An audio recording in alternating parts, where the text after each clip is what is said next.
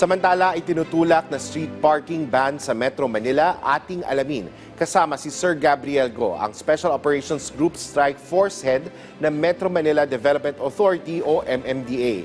Magandang tanghali po, Sir. Asik Dale, magandang tanghali po sa inyo and of course sa lahat po na nanonood sa atin ngayong tanghaling ito. Sir, siguro po unahin natin, ano ang pangunahing layunin na itinutulak ng no parking scheme sa buong NCR? Well, actually, kung tutusin po natin, Asik Dale, the no parking sa mga kalsada or pangunahing lansangan po natin, matagal na po natin isinusulong yan. For one, mga major thoroughfares po natin, ang mga mabuhay lanes po natin, and of course, mga alternatibong kalsada or mga alternate routes na dinadaanan po ng mga pampublikong transportasyon. Ito po ay meron tayong pinapatupad na no parking po talaga.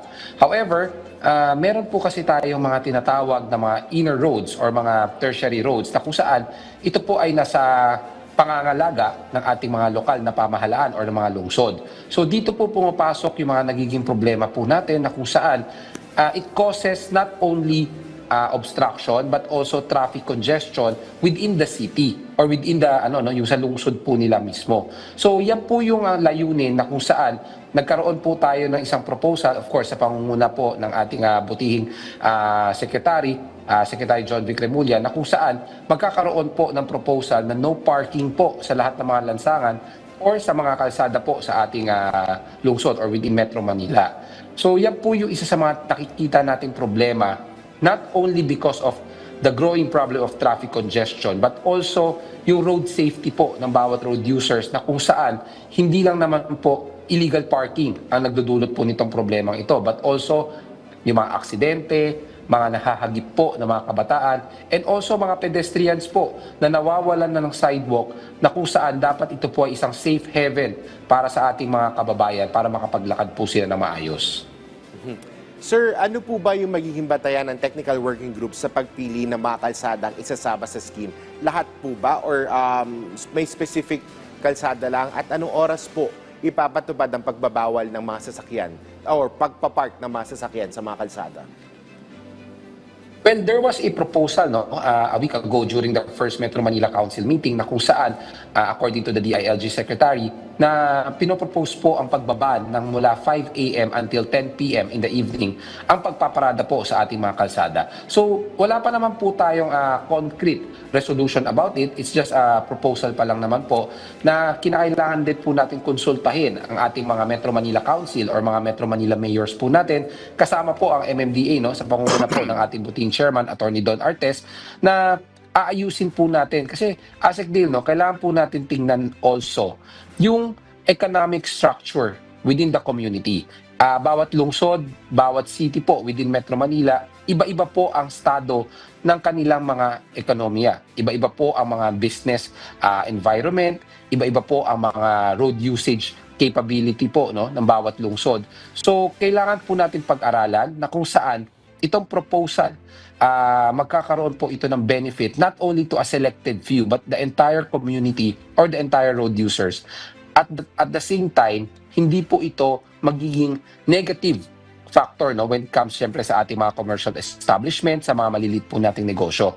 So ito pong technical working group ay ibubuin po ito of course ng lahat ng Metro Manila mayors, kasama po of course ang DILG and other transportation sectors na kung saan meron po silang mga proposals na maaari po maibigay sa atin para kahit papaano po maging holistic po ang approach natin when it comes to the implementation nitong mga road clearing efforts and also yung pag-alis po ng mga hambalang sa ating mga kalsada. Sir, may kanya-kanyang sitwasyon ang bagong lungsod. May kanya-kanya silang ordinance. Pero paano po makikipag-ugnayan ang MMDA sa bawat LGU para kung sakali mapatupad na itong proposal? Well, Asik Dale, kung titingnan po natin ang tinatawag nating Republic Act 7160, which is the local government code po natin, it gives the autonomy sa lokal na pamahalaan to, of course, yung kanilang economic status, economic standing, the performance of their city. But then again, there should always be a national government supervision. So diyan po pumapasok yung mga tinatawag nating mga city council ordinances, diyan po pumapasok yung mga iba't ibang ordinansa Case in point po, no, ASEC, meron po tayong mga ilang pinapatupad na ordinansa such as one-side parking, alternate parking. So lahat po ito, no, kinakailangan po na magkaroon ng national supervision na inline po ito. Meaning ng inline po natin, inline po ito sa national government, inline po ito sa city government, up to the lowest level of the barangay government, kailangan inline po ito. So, kung tutuusin, dapat po ang mga ordinansa or mga resolutions po natin, it should be for public service. And hindi po ito magkakaroon ng mga compromises, lalong-lalo na po sa mga road users at mga motorista po natin. Sir, may mga exemption po ba sa panukalang no parking? Halimbawa, delivery vehicles or emergency services vehicle? Well, sa ngayon po, ASEC, pinag-aaralan pa po natin yan. No? But definitely, in the aspect of emergency vehicles o mga rescue vehicles po natin, meron naman po tayong mga ilalaan na kung saan designated po sila, kung saan po sila maaaring pumarada or kung saan po sila maaaring magbaba. And aside from that, isa rin po sa pinag-uusapan po natin, no? Yung tinatawag po na designated areas for loading and unloading. Alam naman po natin, one of the causes also of traffic congestion ay yung mga illegal terminals and also mga illegal loading and unloading po. Hindi lang po ng mga pribadong sasakyan, but also mga public utility vehicles or mga public vehicles po natin. So isa po yan sa mga ide-designate po natin at pag-aaralan po natin na magkaroon po ng isang holistic approach when it comes to the road, pag-aalis po ng mga obstruction sa ating kalsada. And rest assured naman po, tatalakayin po natin lahat ito up to the level of magkaroon po tayo ng mga tamang waiting areas, tamang designated loading and unloading zones po. Sir, paano naman po ninyo matitiyak na hindi maapektuhan ang access ng mga residente sa kanilang sariling tahanan, lalo na po doon sa mas makikitid na inner roads? Well, kung tutuusin po, no, ASEC, meron po tayong isa sa mga batayan ng ating implementations when it comes to illegal parking apprehensions. Yung tinatawag po natin Republic Act 4136. So nakasaad po dito sa batas na ito na kung saan po, no, yung mga areas na bawal pong paradahan. Case in point, yung mga bawal pong paradahan po natin, unang-una mga fire hydrants po. Ang gate po ng mga kapitbahay po natin, bawal pong paradahan yan. Bawal po tayong pumarada 6 meters from the curb.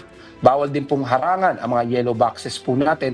So there are already existing provisions na kung saan sinusunod po natin ito when it comes to the apprehension and also pag-aalis po ng mga illegal parking during our road clearing operations po. So isa po yan sa batayan ng ating paglulunsad po ng mga apprehensions natin at paglilinis po ng mga obstructions sa ating mga kalsada. Apo. Sir, paano po makakatulong ang pagpapatuloy naman ng mabuhay lanes sa daloy ng trapiko kasabay ng bagong scheme? Napakalaking bagay po niya, no, ASEC. Alalahanin po natin ang mga major thoroughfares po natin such as EDSA, C5, Quezon Avenue, Marcos Highway. Lahat po ito po ang pangunahing mga kalsada na dinadaanan po ng mga motorista. So there are private vehicles, meron po mga public utility vehicles. So the congestion of the numbers of vehicles, napakataas po. That's why itong mga mabuhay lanes or mga alternate lanes po natin, ito po ay binuo para magkaroon po ng alternatibong madadaanan ng ating mga motorista para sa ngayon po, no, mapaikli po ang kanilang mga travel time. That's why it's very crucial at isa po sa mga prioridad po natin na ma-clear po ang ating mga mabuhay lanes na wala pong obstruction. At hindi lang po ito para sa mga may sasakyan, but also sa mga road users na mga pedestrian na magkakaroon po sila na malalakaran na maayos po. Ano naman po yung mga nakatakdang parusa o multa para sa mga lalabag sa bagong no parking policy kung napag-usapan na po ito? Well, meron po kasi tayong existing tinatawag po nating Metro Manila Traffic Code na kung saan pinapatupad po natin ang single ticketing system na lahat po ng penalties ay unified na po siya. So meron po tayong the most common violation na pinapatupad po natin sa buong Metro Manila, yung tinatawag po natin illegal parking violation. So dalawang klase po yan para mas maklarify po, no, ang ating mga viewers at ating mga motorista. Ang illegal parking po natin dalawang klase. Meron po tinatawag na attended, which is kung andyan po ang driver at he was able or she was able to present the license para mailagay po ang detalye sa UOVR or sa mga tickets po natin.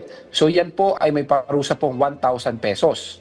Ngayon naman po kung kayo po ay naka-illegal parking na wala pong driver ito po ay tinatawag na illegal parking unattended. Ang violation naman po nito, 2,000 piso, and there is a big chance na pwede pa po kayo matow ang inyong mga sasakyan.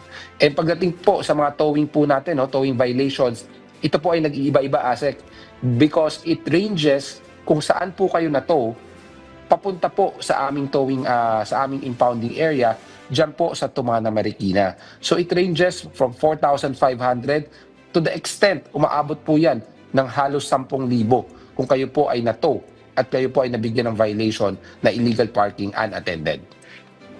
Siguro po hingi na rin po kami ng update sa mga clearing operations ng MMDA, sir. Ano naman po, ang ating mga clearing operations, araw-araw po natin ito sinasagawa. Wala po tayong pinipiling lugar, lahat po, buong lungsod po, lahat po ng lungsod within Metro Manila, araw-araw po natin iniikutan yan. And hindi lang po tayo nakafocus sa mga buhay lanes, hindi lang po sa mga major thoroughfares or alternate routes, no? Tayo po ay uma-action din sa mga reklamo tulad po ng 8888 or the Presidential Complaint Hotline. Meron din po tayo mga tinatawag na Public Concern Response Management Unit na kung saan tinutugunan po natin ang mga sumbong ng ating mga kababayan sa ating ahensya. So, araw-araw po yan, ASEC, hindi lang po sa umaga, hindi lang po sa tanghali, hanggang gabi po ang ating mga operasyon. And kung tutuusin po, just a brief rough count ng ating mga numero when it comes to the apprehension. Sa isang araw po, sumatotal, tayo po ay nag-a-apprehend ng halos 100 or more than 100 vehicles po ang nai-issuehan ng ticket pag tayo po ay nag-ooperate. Okay po. Maraming salamat po sa inyong oras, Sir Gabriel Go, ang Special Operations Group Strike Force Head ng MMDA. Maraming salamat din po, ASEC Dir, at mabuhay po kayo.